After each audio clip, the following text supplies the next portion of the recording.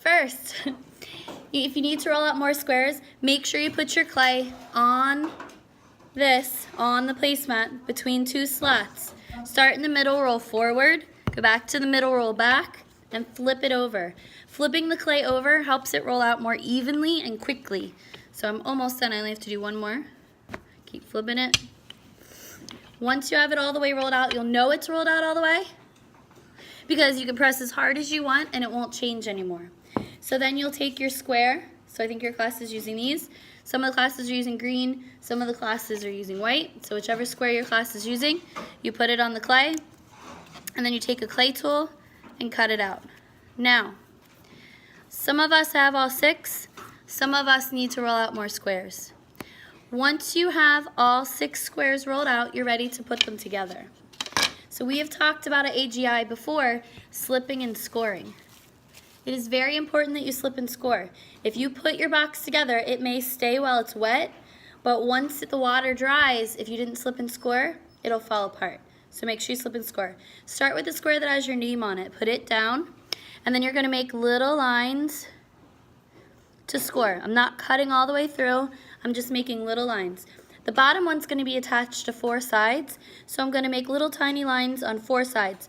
I kind of go in the corner between the top and the side.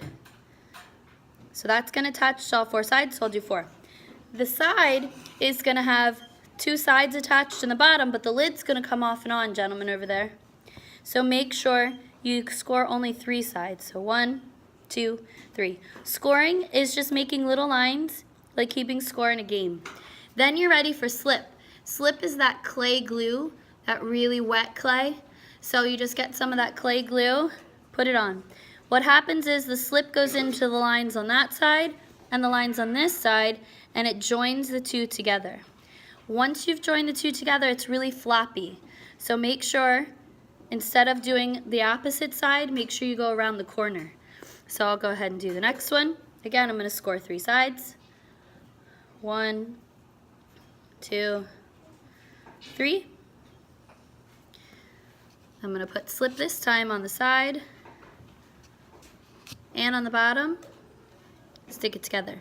Once you get your whole box together, you'll see the corners. You can see the line where the 2 pieces come together. So you want to make sure you smooth that out. In the end, it should look like one continuous box, one continuous piece of clay, not a whole bunch of pieces. That also will help it stick together. Once you have your box together, then you can start decorating. So if you need your sheets, we can pass those out, or most people remember what they put. There are lots of different carving tools that you can use, you can experiment with, but basically you're just drawing on the side.